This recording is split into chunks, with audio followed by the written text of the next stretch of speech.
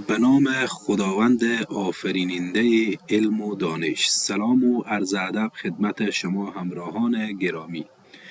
در این مجموعه آموزشی با نرم افزارهای حسابداری چرتکه آشنا می‌شویم. چرتکه نرم افزار جامع و کاربردی که با نسخه‌های اختصاصی برای مشاغل مختلف جهت ساده سازی، سرعت بخشیدن و نظم دادن به امور مالی کسب و کارها طراحی شده است. هرچند که ما نرم افزارهای زیادی داریم، یعنی برای هر شغل و برای هر کاروبار نسخه متفاوتی یا مخصوص همون نرم افزار داریم، اما دو تا از نرم افزارهای پایه ما که بیشترین شغلها میتونه از روی استفاده بکنه چون پایه و زیادتر روی خرید و فروش متمرکزه، یعنی پایه خرید و فروش برای تجارتی ها و شرکت ها و فروشگاه اینا مورد استفاده. ما از این دو نسخه یکی میخوام آموزش بدم، یکی نسخه فروشگاهی پروه و یکی نسخه ادوانس مانه که نسخه فروشگاهی پرو ما گدامداری نداره و یک موجودی داره و نسخه ادوانس ما گدامداری داره و وقتی خرید و فروش میکنیم گدام‌های مختلف میتونیم استفاده بکنیم. از او خاطر من انتخاب کردم که آموزش روی نسخه ادوانس تهیه بکنم تا کسایی که از نسخه پرو هم استفاده میکنن این امکانات تقریبا مشابه، ممکنه بعضی از امکانات پرو نداشته باشه ولی ادوانس داره. به زو اساس کسی که آموزش ادوانس رو ببینه با پرو هم آشنایی داره انشالله. خب نسخه ادوانس ما برای آموزش من یک لیست تهیه کردم که همینا کلن باید آموزش داده شه.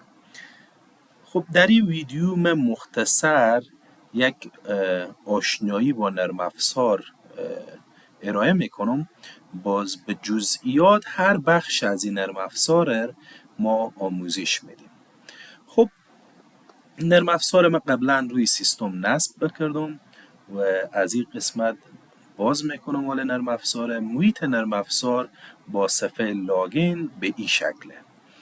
خب اگر ما زیاد وارد جزئیات نرم افزار بشیم طبیعیه که نرم افزار امکانات خیلی زیاد داره، گرچه ظاهر بسیار ساده و معلوم میشه خیلی ساده ولی امکانات فوق العاده داره. بالفرض ما اگر خواسته باشیم از تاریخ میلادی استفاده بکنیم یا شمسی استفاده بکنیم، خیلی راحت با هر تاریخی که ورود بکنیم تمام اطلاعات به همون تاریخ میگیره و خودی اتومات تاریخ روز پیشنهاد میکنه. فرضاً اگر کاربر خواسته باشه اطلاعات روز قبل خود ثبت بکنه میتونه بیای تاریخ از اینجا چنج بکنه و وقتی ورود کنه با همون تاریخ تبدیل شده یا هر تاریخی که ورود به سیستم بکنه تمام فرم ها به همون تاریخ اجرا میشه. خب زبان‌های مختلف داره نرم افزار و بعضی کاربران ممکنه بیش از این زبان‌ها نیاز داشته باشن، فقط کافیه که به ما سفارش بدن به طور رایگان یا همون فایل از زبان اضافه میشه، به زور میتونن از هر زبان استفاده بکنن. خوشبختانه نرم افزار فعلا به زبان فارسی، انگلیسی، پشتو و عربی تهیه شده و به هر زبانی که کاربر خواسته باشه میتونه از این نرم افزار استفاده بکنه. و اینجا تیمای هم گذاشته شده، چند تا تیم که کاربر میتونه نظر به سلیقه خود از این تیمای استفاده بکنه و در تمام نرم افزار از این تیم استفاده میشه. و اینجا ثبت نام، ما یک یوزر پسورد دیفالت جور کردیم که یوزری هم ساده و پسوردی هم ساده. این ادمینه، چون کسی که نرم افزار تهیه میکنه حتما باید یک یوزر پسورد داشته باشه، نیاز به ثبت یوزر پسورد نداشته باشه و با همین یوزر پسورد وارد نرم افزار بشه. ما حالا به یوزر پسورد 100 وارد نرم افزار میشیم و یکی هم نرم افزار کاملا با موس و کیبورد قابل استفاده. مثلا ما اگر بیایم اینجا 100 بزنیم نیازی نیه که حتما ما بیایم با موس وارد شیم. تمام نرم افزار به این شکل طراحی شده که کاربر خیلی به سادگی بتونه از او استفاده کنه. فقط کافیه 100 زد انتر بزنه، باز 100 زد مثلا بیای انتر بزنه خودی اتومات شناسایی میکنه و ورود به سیستم میکنه. حالا مثلا ما زبان فارسی انتخاب کردیم، کلا نرم افزار به زبان فارسی باز شد. و اگر ما بیاین به زبان دیگر وارد نرم افزار بشین، مثلا زبان حالا انگلیسی انتخاب میکنین، همون یوزر پسورد میزنین، به زبان انگلیسی وارد برنامه بشین که خود نرم افزار به سمت چپ باز میشه. به همین ترتیب هر امکاناتی رو که خواسته باشیم باز بکنین، همون امکانات رو برای ما نرم افزار باز میکنه. خب اگر به هر زبانی که وارد بشیم نرم افزار به همون زبان نرم افزار باز میشه و تمام فرما مطابق به همون زبان جور میشه. و عین چیز تاریخ هم اگر ما هر تاریخی انتخاب بکنیم، هوشمند نرم افزار به یک تاریخ دیفالت ثبت میکنه و فقط برای کاربر تاریخ نشان میده که کاربر انتخاب کرده. و هر زبانی هم که یک بار ما انتخاب بکنیم دیفالت همون زبان انتخاب میشه و هر تمی هم که ما انتخاب بکنیم دیفالت همون تیم انتخاب میشه.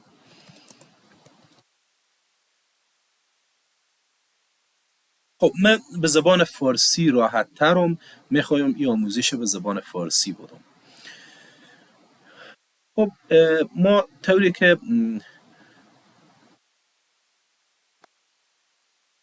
اینجا یک لیست جور کردم، حالا باشه سفر طوری جور کنم که همون رقم آموزش میدم بیایه.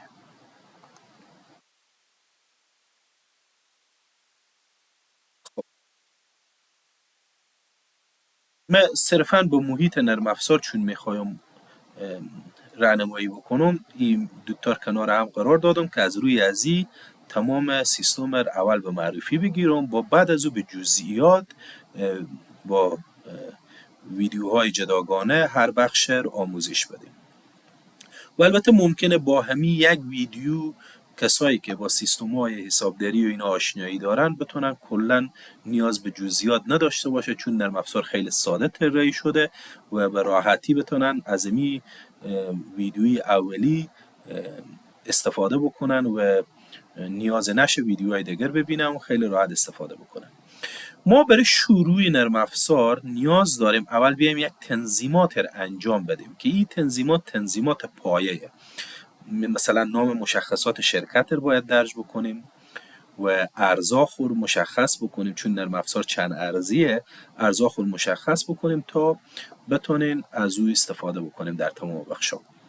تعیین تنظیمات ارزها، حالا ما اینجا چند نوع ارز داریم که دیفالت در صورتی که کاربرا خواسته باشم ارزهای بیشتر استفاده بکنن فقط کافی سفارش بدن، ارزهای اضافتر جور میشه بر اینا. یک ارزر به عنوان ارز پایه ما انتخاب میکنیم. دیگه ارزها هم در صورتی که خواسته باشیم استفاده بکنیم تیکیور میگذاریم فعال باشه و اگر نخواسته باشیم استفاده بکنیم تیکیور غیر فعال میکنیم. به این ترتیب همون ارزار ما چکار میکنیم؟ تنظیمات کردیم دیگه به معنا. مثلا به دینار استفاده ندارم، یوان استفاده ندارم، یورو پوند دینار استفاده ندارم، همین ارزار استفاده دارم. ارز پای من میخوام افغانی باشه، این وقتی من ذخیره کنم ذخیره میشه. حال وقتی من میام نرخ خودی اتومات میده دیگه. من چون افغانی انتخاب کردم پس ارز پایه به افغانی یک دلار، مثلا 70 یا هر چی که ما انتخاب کنیم، مثلا 65 هر ارز نرخی که باشه، مثلا تومان به افغانی چنده و کالدار به افغانی چنده. اگر ارز پایه رو دلار انتخاب میکردم باز برعکس از این قضیه بود. حالا من مثلا دلار انتخاب کنم باز برعکس از این قضیه میشه. نرخ مثلا دلار یک افغانی معادل یا تومان معادل به مثلا به دلار، کالدار معادل به دلار، این رقم انتخاب میشه. تا زمان من میتونم ارزار تغییرات بیارم یا این تنظیمات تغییرات بیارم که هیچ اطلاعاتی به سیستم ثبت نکرده باشم. وقتی من اطلاعات به سیستم ثبت کرده باشم دیگه این ارزار نمیتونم تغییرات بیارم. بالفرض من اگر دلار ثبت کرده باشم اطلاعاتی چیزی یا افغانی ثبت کرده باشم نمیتونم تغییراتی بیارم. حالا من ارز پای افغانی انتخاب کردم و نرخارم مثلا مطابق به افغانی. تنظیمات مشخصات شرکت که میایم نام مشخصات شرکت میزنیم، مثلا شرکت ما چیه، صرفیه، تجارتیه، هر چی که باشه. حالا مثلا تجارتی نام شرکت خود اینجا وارد میکنیم، مثلا میگیرم شرکت الف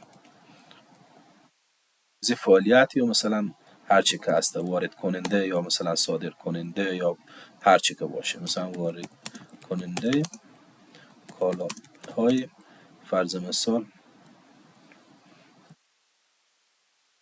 وارد کننده کالاهای یا وارد کننده مواد غذایی یا هر چیز دیگه. خب نام مشخصات و آدرس و شماره تماس و هر چی که مربوط به شرکت باشه میتونیم ما اینجا ذخیره بکنیم و چاپا و همه جایی استفاده میشه نام شرکت اینا. تنظیمات عمومیه که مثلا رقم اعشار چقدر استفاده میکنیم، مثلا جدا کننده چی رقم استفاده میکنیم، چی رقم باشه. و بعض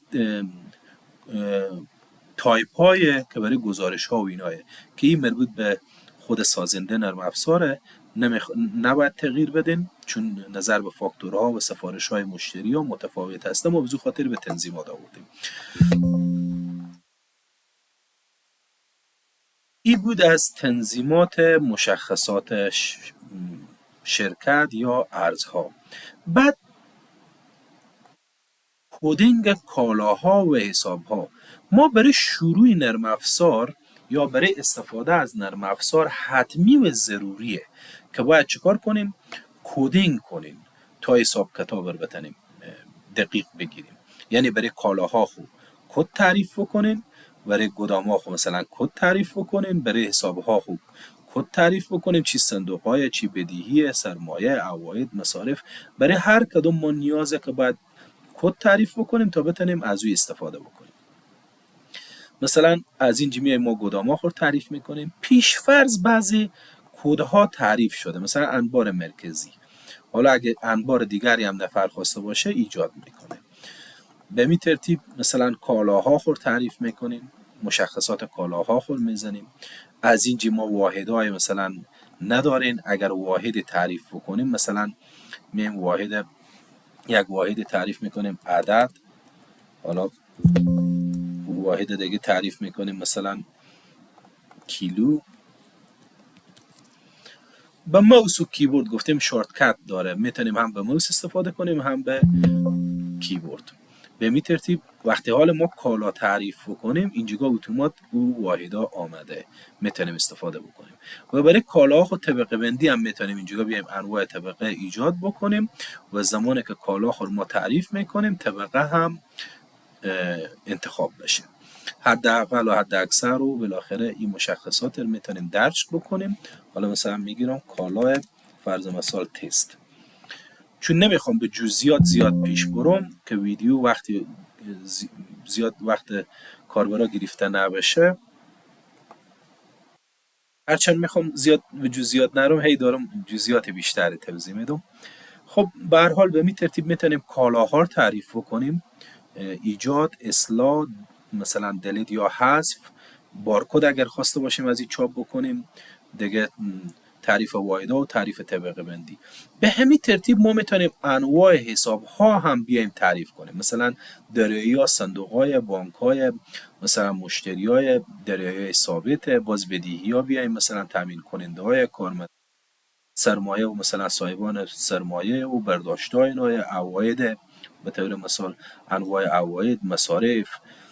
و کسایی که حساب دارن ممکنه مثلا حسابه های بیشتر تعریف بکنن. این برای کسایی که مثلا حسابداری رو زیاد آشنایی ندارن، اینجی کودها پیش فرض برای اینا تعریف شده یا مشخص شده که مثلا صندوق خور بیایم اینجی تعریف کن یا بانک خور بیایم اینجی تعریف کن، مشتری ها خور بیایم اینجی تعریف کن، مشخص شده.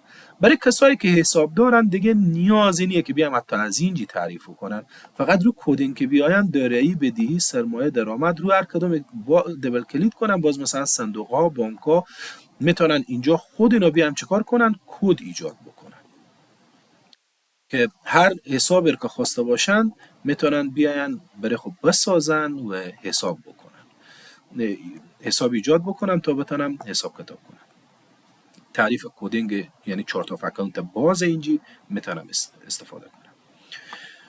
خب بعد از اینکه کالاها کلا تعریف شد و حساب ها هم تعریف شد، ما اینجی فقط کدینگ کردیم، یعنی هیچ موجودی ننداختین یا بلانسی از حساب ها ننداختین. مثلا برای احمد محمود اگر ما اینجا حساب باز کرده باشین، حالا بالفرض میام یک مشتری حساب باز میکنم، بالفرض احمد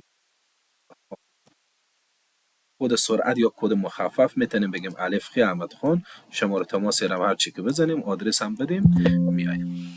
به می ترتیب ما اینجا هیچ چیزی از بلانس نگفتیم که این قرضدار طلب چیه. پس اینجا به مرحله بعدیه که ما میایم میگیم ثبت اول دوره کالاها و مانده حساب ها.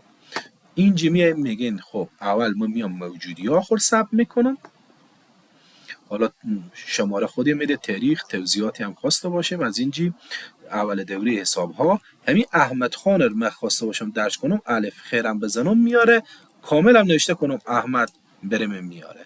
اگر قرضدار بود به سمت بردگی میرسونیم و اگر طلب بود به سمت رسیدگی میرسونیم. حالا بالفرض این قدر قرض داره، افغانی قرض داره یا دلار قرض داره، هر ارز قرضدار بود همون ارزی رو میرسونیم. توضیحات هم خواسته باشیم توضیحات میدیم، هر توضیحاتی که خواسته باشیم. به می ترتیب انتر میکنیم، خط بعدی میایه، بتونیم تمام حساب هایی که بالای مردم طلب داریم و مردم از ما طلب داشته باشن اینجا برسونیم. اگه به صندوق پول داریم، اگر به بانک پول داریم، هم حسابایی که مانده حساب میتونیم اینجا ما برسونیم. اگر صندوق حساب صندوق برسونیم، اینجا مثلا می نویسیم صندوق، پولی که به صندوق داشته باشیم به اینجا میرسونیم. خب افغانی دلار رو مشخص میکنیم، توضیحاتی رو میدیم. به بانک هر حسابی که داشته باشیم به همین جی میرسونیم و اگر شخص از ما طلب باشه به ستون رسیدگی میرسونیم و اگر قرضدار باشه به ستون بردگی. این ذخیره میکنین، اتومات میره به حساب اینا میره. خب این بود از ثبت اول دوره حساب ها. ثبت اول دوره کالاها هم میتونیم بیایم همینجی به گزینه ثبت اول دوره کالاها برسونیم. گدام خود مشخص میکنیم، کدام گدام. اگر ما بیشتر از یک گدام داشته باشیم خب قبلا گفتم تعریف میکنیم، اینجا اضافه میشه دیگه. کیفیه بیایم اینجا نام جنس بزنیم، مثلا کالای تست زدم، تعداد مثلا 90 تا، قیمت هر چی که بزنیم، توضیحاتی هم میدیم که کالا مثلا چی رقم بوده، به کجا بوده و بالاخره توضیحات ممکن توسط کی موجودی شده، هر توضیحاتی که بدین. اگر ندیم هم ضرورت نیه. به این ترتیب تمام کالاهایی که موجود داریم اینجا ذخیره میکنیم، یا میای به موجودی میای. خب ما ثبت اول دوره کردیم دیگه. حالا کالامو کلا هر چی موجودی داشتیم ثبت کردیم، گدام آخر به مانده حساب ها هم ثبت کردیم. میایم به مرحله کارهای روزمره. روزمره چی کارهای انجام میشه؟ خب طبیعیه دیگه، خرید میشه، فروش میشه، برگشت از خرید، برگشت از فروش. گدام ها مثلا یک کالا و کالا یک گدام به گدام دیگه کالا رو انتقال میدیم. به همین ترتیب همین گزینه‌های یا تراکنش‌های مالی دریافت میگیریم، پرداخت میگیریم، مثلا تبدیل ارز داریم، همینا رو استفاده میکنیم. من یک خرید ساده هم میگیرم یا یک فروش ساده، یکی از اینا رو هم که بیاموزین کلا همه یاد گرفتیم. من مثلا میام یک جنس خریداری میکنم، به نقد میخرم یا به قرض. اگر به نقد بخرم اینجا کد صندوق میده، به خاطر از اینکه مال صندوق دسترسی ندادم صندوق نداده. بالفرض میام داخل دایره یا صندوق، حالا ما هر صندوقی که داشته باشم اینه بالکل یک صندوق دیگه هم تعریف میکنم، صندوق 2. صندوق دارم هر کاربری که تعریف کنم و از اینجا دسترسی میدم. مثلا به صندوق 1 این کاربرم دسترسی میدم.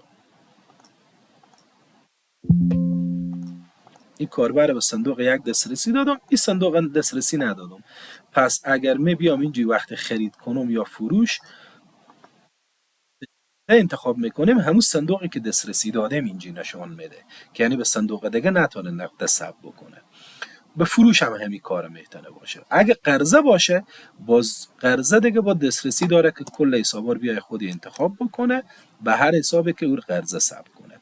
حالا مثلا احمد خان قبلا تعریف کرده بودم، اینجی میاریم شماره تماس اینا رو خودی میده دیگه، نظر به تعریف مشخصاتی که داده بودیم. ارزی که خریداری میکنیم انتخاب میکنیم، مثلا به دلار میخریم، نرخ میزنیم که کالاها رو تبدیل میکنه به افغانی بخریم، نرخ میزنیم، نرخ افغانی خود چون ارز پایه یک بود نرخ یک. به همین ترتیب گدام خور مشخص میکنیم که کالا رو وقتی خرید میکنیم به کدام گدام بیایه، جنس از اینجا انتخاب میکنیم. سرچ داره، وقتی ما میزنیم حالا خود چون یک کالای سرچ نمیکنه، چون یک کالای. اگه میبیام یک کالا دیگه هم تعریف کنم که بره به سرچ، مثلا کالا تست دوم، به کیلو انتخاب میکنم، ذخیره میکنم. حالا اگه میبیام فاکتور خرید بگیرم،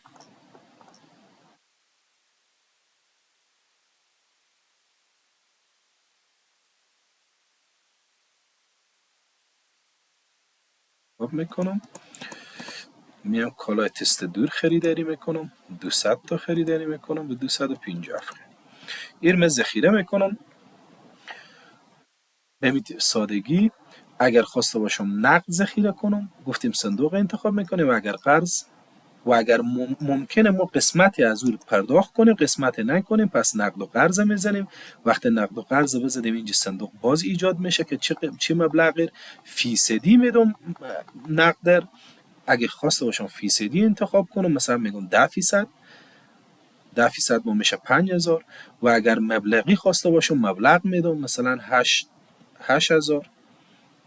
حالا هم 10% دادیم هم 8000 که شده 13000. اگه فیصدی رو پس پاک کنیم 8000، یعنی پول 8000 از دخل ما پرداخت میشه و الباقی میره به حساب طرف میره. اینم من ذخیره میکنم. خب همین اطلاعاتی که من ثبت کردم اگر خواسته باشم من ببینم جا در جا مثلا گزارش داریم به نام حساب ها. اینجا هر لحظه به من صندوق من نشون میده 8200، 82000، 82000. چرا؟ چون من ابتدای دوره داشتم 90000، 8000 پرداخت کردم، 82000 دیگه اینجا پول ما به داخل خود دارم. به همین ترتیب موجودی ها خورم خواسته باشم ببینم هر لحظه میتونم اینجا موجودی ببینم. موجودی روش های متعددی دارین که مثلا به قیمت آخرین خرید میگیریم و اینا. حالا ما ساده میگیرم که از این 90 تا داریم، از این هم 200 تا. باز به گزارش توضیح میدم. خب حالا ما موجودی ها خورم ثبت کردیم و یک فاکتور خریدی هم بگرفتیم. اگر خواسته باشیم فروش هم به همین ترتیب میتونیم فاکتور فروش بگیریم. میتونیم بیایم اینجا نقد و قرض انتخاب بکنیم. و ناگفته نمونه یک امکانات ویژه ما به این نرم افزار دارین که از این جیب حالا مینو دیگه میتونیم از این مینو هم انتخاب بکنین و معلومات سری یا شورتکت یا F6. این خوبی از اینه که ما هر کالایی که وقت وارد میکنیم، حالا من احمد خان میگیرم یا اینم مثلا احمد خان یک حساب تعریف کردیم و اینجی کالا ببینیم F6 یا همین گزارش رو وقتی بزنین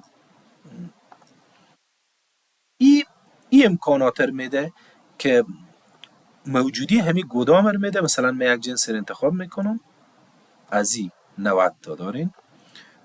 البته گدام های مختلف هم اگر خواسته باشیم به تفکیک گدام هم گزارش میده، کل گدام هم گزارش میده و قیمت برایش های متعدد گزارش میده که مثلا همین خطی که من ثبت کردم به قیمت فایفو چندیه، با آخرین خرید چندیه.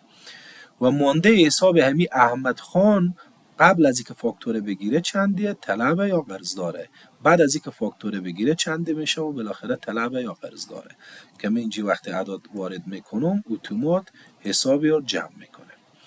خب ممکنه گاهی وقتا پشت سیستم آدم کسی باشه که نتونی این اطلاعات محرمانه رو ببینی، فقط F6 تا که بزنیم گم میشه، پس F6 تا که بزنیم میایه.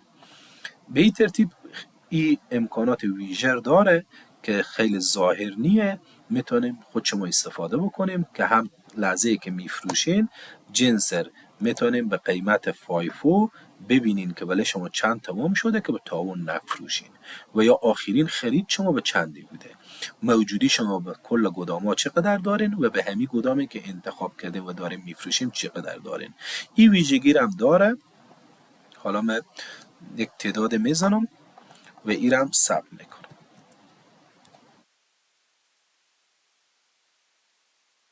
خب به همین ترتیب ما میتونیم برگشت از خرید، برگشت از فروش، انتقال بین انبار داشته باشیم که مثلا یک جنس از این گدام به گدام دیگه انتقال بدیم، فقط کد و مشخصاتی رو میزنیم دیگه. خرید و فروش و برگشت از خرید و اینا رو متوجه شدیم. دریافت و پرداختارم تراکنش های مالی میتونیم بیایم کسی پول دریافت میکنین از کسی، مثلا میگیم 70,000. خب کی داده؟ فرض مثال احمد خان که من حساب باز کردم، نقد داده یا به حساب داده. اگر نقد داده باشه اینجا صندوقامه میایه، و اگر به حساب داده باشه فقط کیفی حساب بانک و اینا هر حسابی که اینجا بزنین برای ما لسته باز میکنه و میتونیم جستجو کنیم و به او حساب بیاریم. خب توضیحاتی هم میدیم، هر توضیحی که دادیم این پولم دریافت میشه.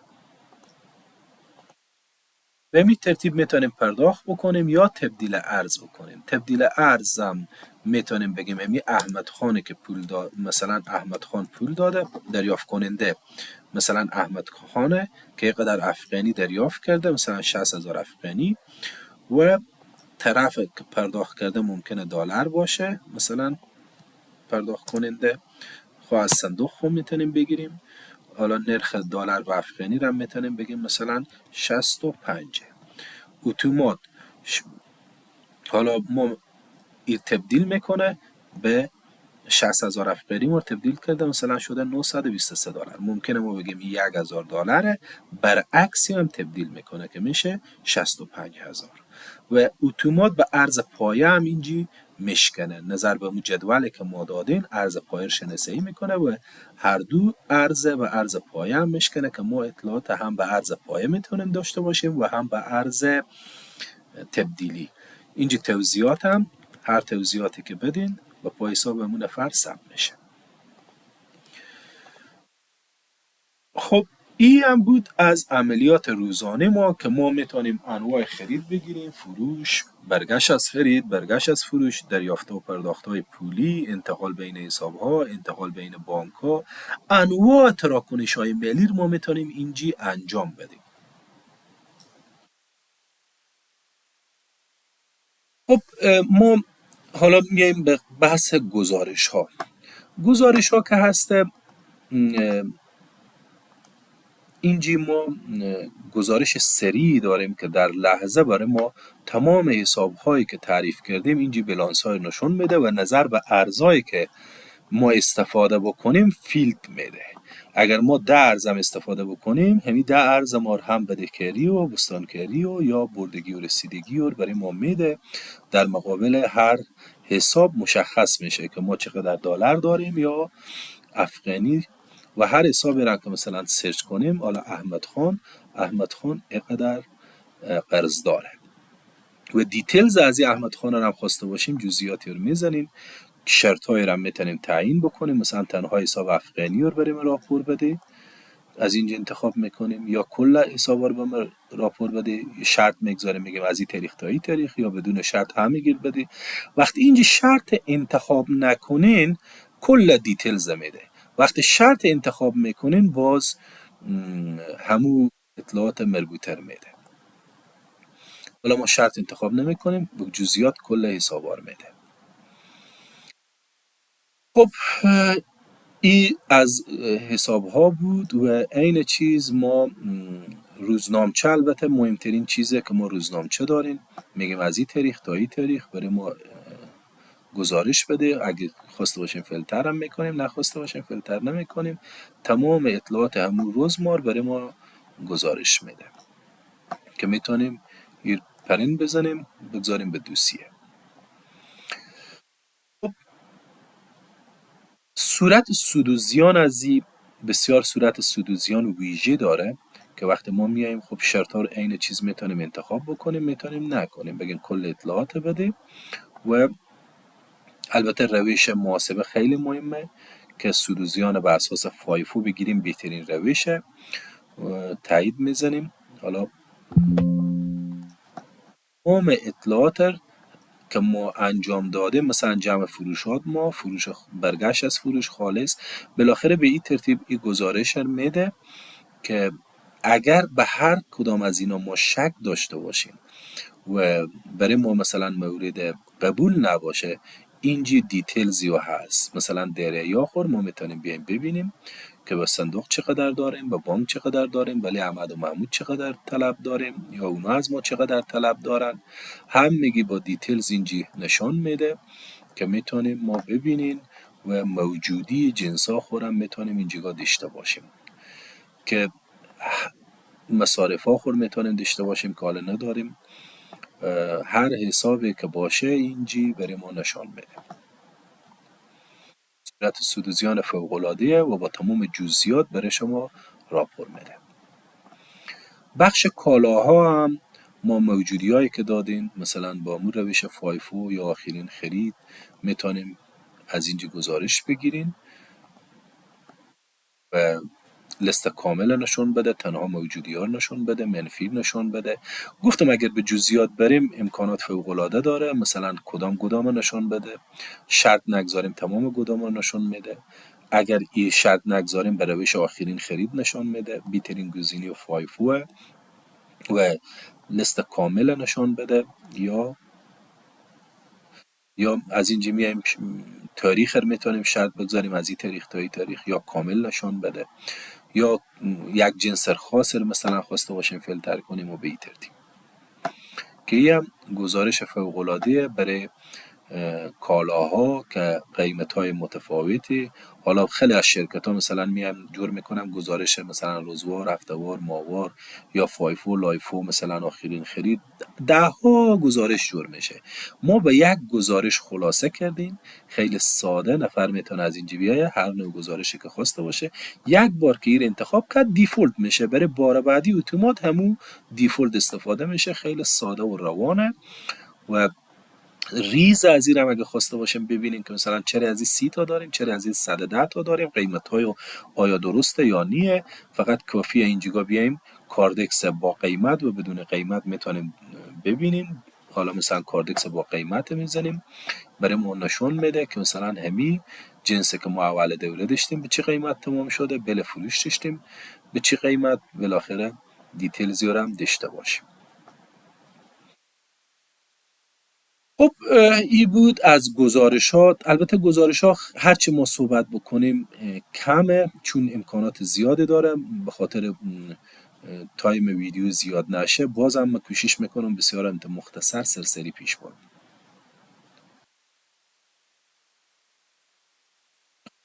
بحث تنظیمات عمومی و طراحی چاپ و تهیه پشتیبانی و اینا میمونه که ما اینجا رو توضیح میدیم. میایم مدیریت مشخصات کاربران داریم، مدیریت دسترسی داریم. از اینجا میتونیم بیایم انواع کاربر اضافه بکنین و یوزر پسوردهای بدین که خودی به اون یوزر پسوردهای خود که داخل میشه قابلیت هایی که برای تعیین میشه داده میشه. مدیریت کاربران داریم که باز هر میتونیم بیایم پسوردهای اینا رو عوض بکنیم، ادمین کنیم یا غیر ادمین. هر یوزری که ما ادمین میکنیم دسترسی کامل داره، یعنی با ادمین نمیتونیم ما محدودیت وضع بکنیم دیگه. تغییر نام کاربره که اینجا کاربر یوزر پسورد خود میزنه، میتونه بیای نام خورم تغییر بده، آیدی خورم تغییر بده و پسورد خورم تغییر بده. دیگه مدیریت دسترسی حساب ها داریم. رو هر کاربری که اینجا مثلا ایجاد بکنیم، حالا ما یک کاربر باشه ایجادم بکنم، مثلا خلیل خان، رمز عبورم میدم مثلا، حالا چند تا 6 دادم، ادمینم نیسته، میرذخیره میکنم. اگر میبیام از اینجا مدیریت دسترسی رو خلیل خان دبل کلید کنم، تمام امکانات برنامه نشان میده و هر امکاناتی که من خواسته باشم فقط کافی از اینجا بیام برای دسترسی بدم.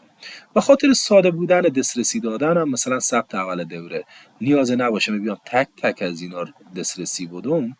حالا مثلا میام اینجی با فیلدار، کدو فیلدار دسترسی داشته باشه، ردیف ها کدو ردیف دسترسی داشته باشه، خیلی به جزئیات ما میتونیم دسترسی بدیم. فقط رو هر گزینه‌ای که باشیم کافیه فارسازی زیر مجموعه رو بزنیم، تمام زیر مجموعه رو دسترسی میده و حال هر گزینه‌ای که خواسته باشم دسترسی ندم برمیدارم. مثلا از این دگمه ها میگم ای نتونه مثلا فاکتور دلیت کنه، حالا دیگه دکمه دلیت برای از اون نشان نمیده نرم افزار.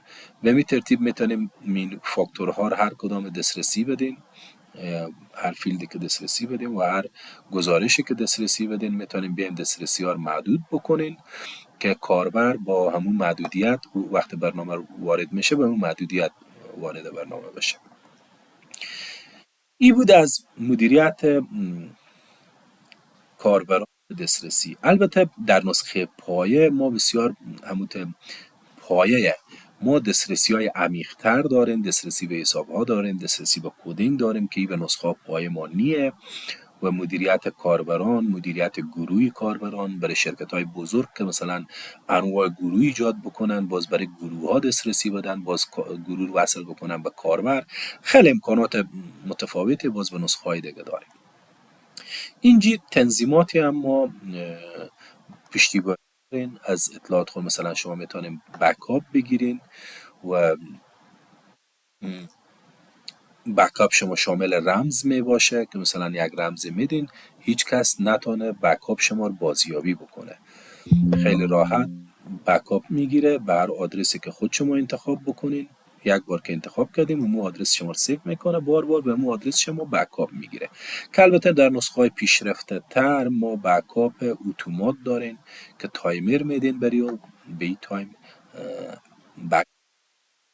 در نسخه های پایه ما تایمر نداریم، بکاپ و در صورت نیاز هم میتونیم بکاپ ریستور بکنیم، بازیابی بکنیم و این هم در حالت های مختلف استفاده میشه. یک مشتری ممکنه نرم افزار خود ارتقا بده و یک نسخه دیگه که دیتابیس یا فرق میکنه، باز میتونیم از این آپشن ها بکاپ بگیریم و نسخه رو ارتقا بدیم به نسخه پیشرفته تر یا بالاتر.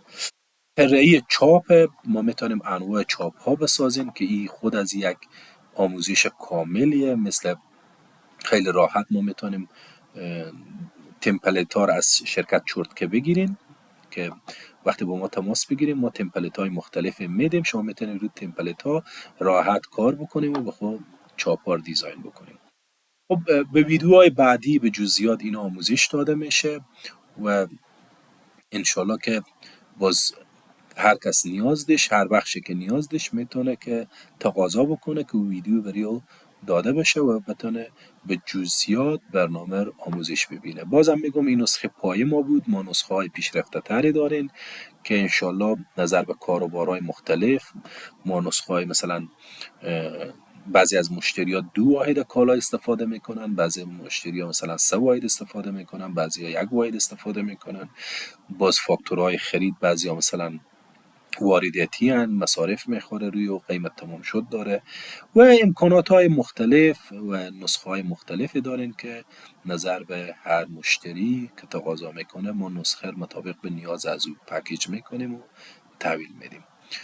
این بود آموزش مختصر. انشالله که باز به جزئیات ما نسخه ویدیوهای کاملتری که با جزئیات باشه ثبت میکنیم و به خدمت شما قرار میدیم.